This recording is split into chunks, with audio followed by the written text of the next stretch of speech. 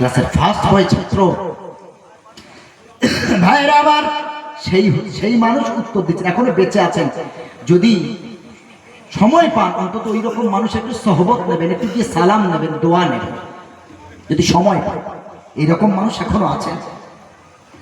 ভাই বাবার তিনি বললেন, একটা ঘরের 4টে দরজা, আর ওই ঘরের মিডিল পয়েন্টে একটা স্বর্ণের ঢেলা রেখে দেওয়া হয়েছে। সমান দূরত্বে 4 জনকে রাখা হলো। 4 দরজার সমান দূরত্বে 4 জনকে রেখে আসা হলো। এবার বলছে স্বর্ণ পদক যে পাবে তার সমান দূরত্বে 4টে দরজা একটা ঘরে, আর মাঝখানে একটা সোনা, সমান দূরত্বে বলছে যে পাবে স্বর্ণ পদক তার। তিনি এটা বলে বোঝাতে চাইলেন, শোনো, দিন এইরকম বহুমুখী।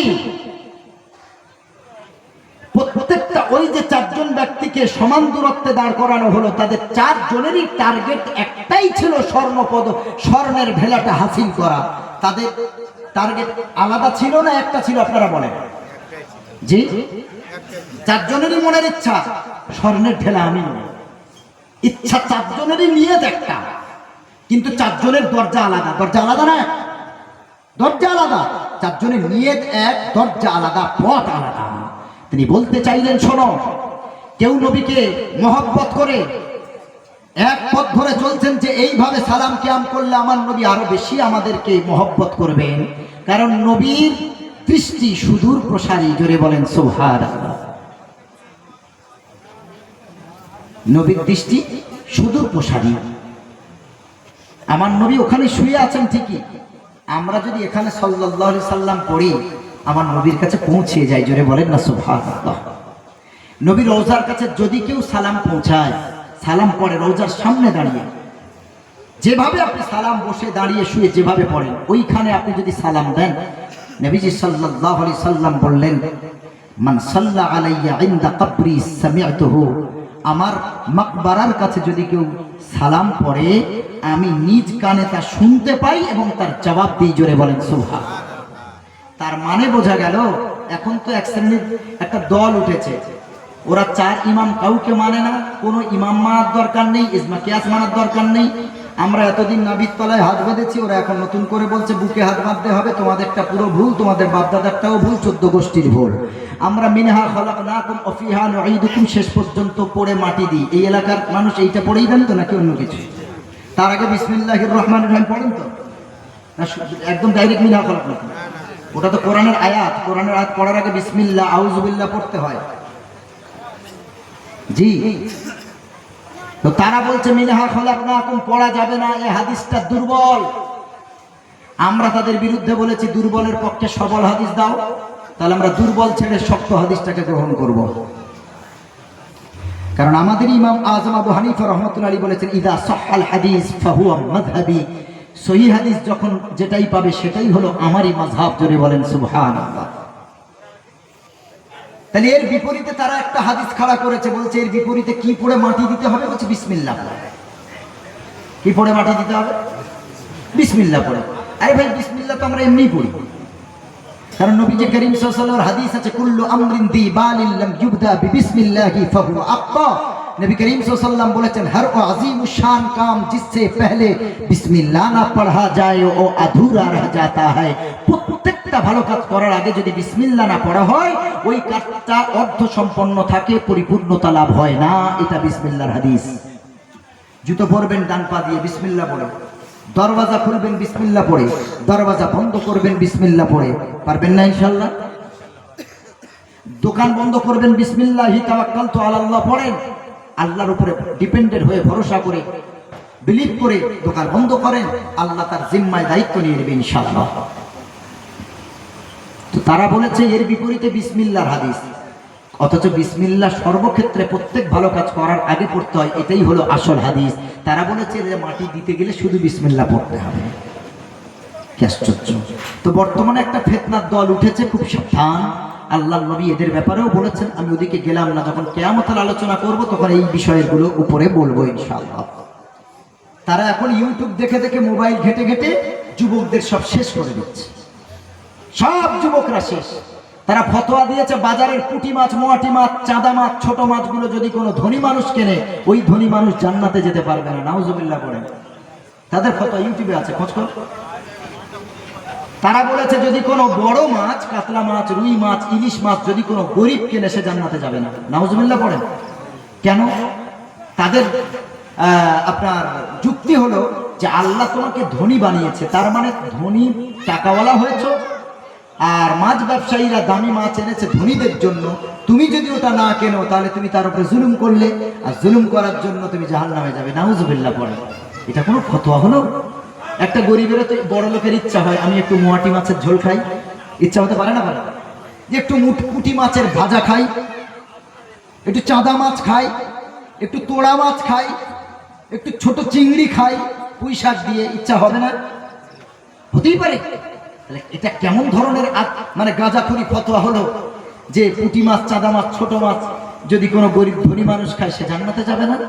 আবার একটা গরিব মানুষের আশা হতে পারে 2-4 মাস কিছু পয়সা অল্প অল্প করে গুছিয়ে মোটামুটি একদিন তার ইচ্ছা হলো একদিন আমার বাচ্চা ইলিশ মাছ খেতে চাচ্ছে, তাকে ইলিশ মাছ কিনে দেবো। একটা গরিব মানুষের ইচ্ছা হতে পারে না ইলিশ মাছ খাওয়ার? কিভাবে? তাহলে যাদের এইরকম গাঁজাখুরি ফতোয়া, যারা বলেছে এটাও ইউটিউবে পাবেন, তারা ফতোয়া দিয়েছে, তারা যাদেরকে মহান পীর বলে মানে, তারা তো কাউকে মানে না। পীর তত্ত্ব মানে না, 4 মাযহাব কোনোটাই মানে না। বলে মাযহাব আবার কি? আমরা কোরআন হাদিস মেনে চলবো। তা কোরআন হাদিস তুমি একা বুঝবে? তোমার বোঝানোর জন্য তাদের ইমাম লাগবে, তার নামই তো মাযহাব। তো তারা যাদের গুরু বলে মানেন, আমি নাম ধরে বলবো না, তিনি বলছে 1 বালতি গরুর পেশাবের ভিতরে, আবার বলছি শোনেন তাদের ফতোয়া, 1 বালতি গরুর পেশাবের ভিতরে তোমার জামা ডুবিয়ে দিয়ে ওই জামা পরে যদি নামাজ পড়ো, নামাজ হয়ে যাবে। নাউজুবিল্লাহ, জোরে বলে। এখন তাদের দলে কিছু ওই ইউটিউব, তো এখন তো মুফতি সাহেবদের দরকার নেই, হাক্কানি আলেমদেরও দরকার নেই, যা ফতোয়া দরকার মিস্টার ইউটিউব সাহেব আছে। রাগের বসে বউকে 10 তালাক দিয়ে দিয়েছে। কত তালাক? 2 তালাক, তোর গোষ্ঠী তালাক, তোর বোন তালাক, তোর মা তালাক, তোর 14 গোষ্ঠী তালাক। এত রাগ হয়ে গেছে। রাগটা থেমে যাওয়ার পরে চিন্তা করছে, এলাকার মুফতি সাহেব বলেছে 3 তালাক যখন বলেই ফেলেছো, তাহলে 3টে তালাই পড়ে গেছে। একটা তালা মারলে না হয় ভেঙে টেঙে তবু খোলা যায়, 3টে তালা ভাঙা অত সহজ না। একটা তালা দিলে তাহলে নয় ভেঙে ঘরে ঢুকতে পারবে, 3টে তালা যদি কোনো মেরে দেয় তাহলে ভাঙা কি সহজ নাকি? কি বলেন আপনারা? কালেকশন করবে যাবো, জি আমার খেয়াল আছে ইনশাআল্লাহ। তো তারা বলেছে 3 তালাক দিলে 3 তালাক হয় না, 1 তালাক হয়। এখন এই ইউটিউবে দেখেছে যে যাক বউটা বেঁচে গেল, তার মানে যতবার রাগ হবে ততবার 3 বলবি, কোনো অসুবিধা নেই। ছি ছি, এটা নারীকে আরো ছোট করা হয়েছে। হযরত ওমরের কাছে, নবীর জীবনে আলাদা, ওমর নবীর সাহাবী, খলিফাতুল মুসলিমিন, তার কাছে একজন বলছে হে খলিফাত, ইয়া খলিফাতুল মুসলিমিন ওমর, আমি আমার স্ত্রীকে 100টা তালাক দিয়েছি। কটা তালাক? 100টা তালাক দিয়েছি। হযরত ওমর দীপ্ত কণ্ঠে বললেন, তিনি তো প্রধানমন্ত্রী, তিনি বলছেন 100র ভিতরে 96টা বাদ, বাকি 3টে তালাক, 3 তালাক হয়ে গেছে। ওই বিবি যদি আবার নিতে চাও, 3টে পিরিয়ড, মেন্স পিরিয়ড পার হওয়ার পর অন্য কাউকে বিয়ে দিতে হবে। সে যদি ছাড়ে স্বইচ্ছায়, আবার 3টে তাহারা, 3টে মেন্স পিরিয়ড যাওয়ার পর তুমি আবার নতুন করে বিয়ে করতে পারো। এটা হলো আমাদের ইমানের ফতোয়া। আত-তালাকু মাররাতান ফাইমসাকুম বিমারুফ আও তাসরিহুন বিইহসান। কোরআন বলছে তালাক যখন দেবে একসাথে 3 না, একটা তালাক দাও। যদি পরিবর্তন হয় তোমার বিবি তাহলে ভালো, না হলে তার 2য় মাসে পবিত্র অবস্থা আর একটা তালাক, বাস এই পর্যন্ত স্টপ। এরপরে ফাইমসাকুম বিমারুফ আও তাসরিহুন বিইহসান। যদি রাখতে চাও তো সম্মানের সাথে, ছাড়তে চাও তাও সম্মানের সাথে, লড়াই করা যাবে না। এটাই হলো ইসলাম, এটাই হলো ইসলাম। খবরদার তাদের ওই যুক্তিতে কান দেবেন না, ওই যুক্তিতে কান দেবেন না। নাভির নিচে হাত বাঁধার হাদিসও আছে, নাভির উপরে হাত বাঁধার হাদিস আছে, হাত ছেড়ে দেওয়ারও হাদিস আছে, বুকে হাত বাঁধারও হাদিস আছে। আপনি যাকে শুরু থেকে ফলো করছেন তাকে ফলো করে যাবেন। হঠাৎ করে একটা আমল করতে করতে নতুন আমল শুরু করবেন, এলাকায় ফিতনা সৃষ্টি হবে না? হবে না? হবে। এটা করতে যাবেন না। যে হাদিস পেয়েছেন সেটা আমল করেন। কাবা শরীফের ইমামের পিছনে কত ইমামের অনুসারী আছে, সবাই সবার মতো নামাজ পড়ছে, আলহামদুলিল্লাহ, কোনো ঝগড়া নাই। জি আলহামদুলিল্লাহ। এইবার আসি একটা কথা বলে কালেকশনের দিকে যাব ইনশাআল্লাহ। আমি বলেছিলাম টার্গেট হলো একটা, রাস্তা হলো অনেক। এটা আমার কথা না, এটা হলো আল্লাহ তাআলার কথা। আল্লাহ তাআলা সূরা ফাতিহার ভিতরে বলেন, ইহদিনাস সিরাতাল মুস্তাকিম সিরাতাল লাযিনা আন'আমতা আলাইহিম গায়রিল মাগদুবি আলাইহিম ওয়ালাদ-দাল্লিন। আল্লাহ তাআলা বলেন আসল রাস্তা হলো একটা। কটা রাস্তা? মূল রাস্তা কটা বলেন? একটা। আল্লাহ তাআলা সূরা ফাতিহা বলেন ইহদিনাস সিরাতাল মুস্তাকিম। আমরা প্রতিটা নামাজে এই দোয়া আল্লাহর কাছে করি, আল্লাহ আসল এবং নির্ভেজাল এবং সঠিক রাস্তায় আমাদের পরিচালনা করুন। তার মানে এই আয়াত প্রমাণ দেয় মূল রাস্তা হলো একটা, মূল টার্গেট হলো একটা। তাহলে আর যত রাস্তা আছে, পীরদের হাতে বায়াত গ্রহণ করা রাস্তা, আজান গাজী রহমাতুল্লাহ আলাইহির কথা শুনে যারা মানছে, সুন্নি যারা তাদের দলের নাম দিয়েছে সুন্নি, তারা যাদেরকে অনুসরণ করে, ও ভাইরা আমার, কাউকে ঘৃণা করবেন না। তাদেরও বড় বড় পীর সাহেব ছিলেন, তারা তাদের অনুসরণ করে চলে। তাদেরও টার্গেট জান্নাত পাওয়া, মানুষকে নামাজি বানানো। নাস্তিকবাদ ছেড়ে দিলাম, আর যারা শিরিক করে ভণ্ড পীর, তাদের কথা ছেড়ে দিলাম। আল্লাহ তাআলা সূরা ফাতিহাতে বলেন একটা আসল রাস্তা। আবার আল্লাহ তাআলা 21 নম্বর পারায় 3 নম্বর পৃষ্ঠার শেষের দিকে আল্লাহ রাব্বুল আলামিন বলেন, আমার আগে ইশার নামাজের পরেই কোন একজন আলেম ভাই তিনি বক্তব্য রাখছিলেন জানি না, তিনি খুতবাতে একটা আয়াত পড়েছিলেন, ওয়াল্লাযীনা জাহাদু ফীনা লানাহদিয়ান্নাহুম সুবুলানা। আল্লাহ তাআলা কি বলছেন? আল্লাহ তাআলা বলেন ওয়াল্লাযীনা, যারা জাহাদু চেষ্টা করবে। অনেকে জিহাদ বলে আমাদেরকে কটূক্তি করে, ও লাইনে গেলাম না। তবে জিহাদ মানে চেষ্টা করা, এটাও তার একটা অর্থ। জিহাদ মানে হিন্দুকে মারা না, মন্দিরে ভাঙা না, ঠাকুর ভাঙা না। জিহাদ মানে সেলফ ডিফেন্স, আত্মরক্ষা করা। জোরে বলেন সুবহানাল্লাহ। জিহাদ মানে আত্মরক্ষা।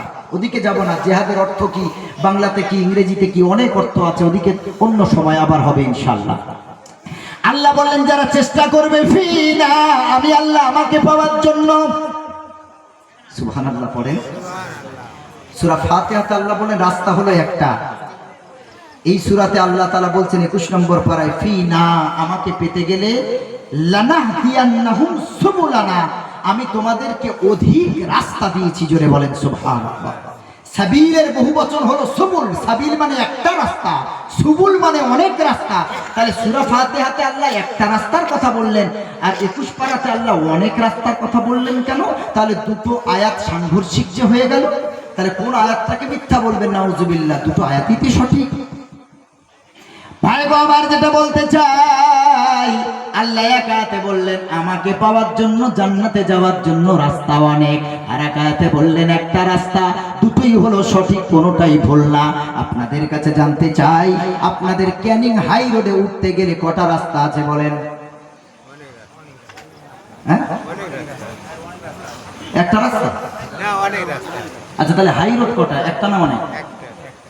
আর শাখা রোড কটা? অনেক না? তাহলে একটা লোক যদি একটু ও পাড়া থেকে, ও মাথা থেকে ঘুরে যদি অন্য রাস্তা ধরে হাই রোডে ওঠে, তাহলে কি বলবেন? তারটা ভুল? জি, যেখানে আমাদের বাজারটার নাম হচ্ছে সাতমুখী বাজার। জি, এবার ওখান থেকে আপনি আপনার হাই রোডটা ঘুরে যেতে পারেন। তাহলে আমি যেটা বোঝাতে চাইছিলাম, মঞ্জুর আলম কাসেমি সাহেব যে গুরুত্বপূর্ণ একটা তথ্য দিলেন, কথা বললেন যে হিংসা না, বিদ্বেষ না, যে যেটা মানছে তাকে মানতে দাও। তোমার ভালো লাগে না, তুমি করলে না, আলাদা কথা।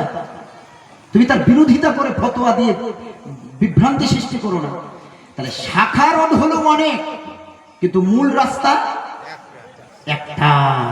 তো আমরা যারা বিভিন্ন, কেউ তবলিগ, কেউ ফুরফুরাবি, কেউ আজান গাজী রহমাতুল্লাহ আলীর অনুসরণ করে, কেউ অন্যান্য পীরের অনুসরণ করে, কেউ, সব হলো শাখা রাস্তা।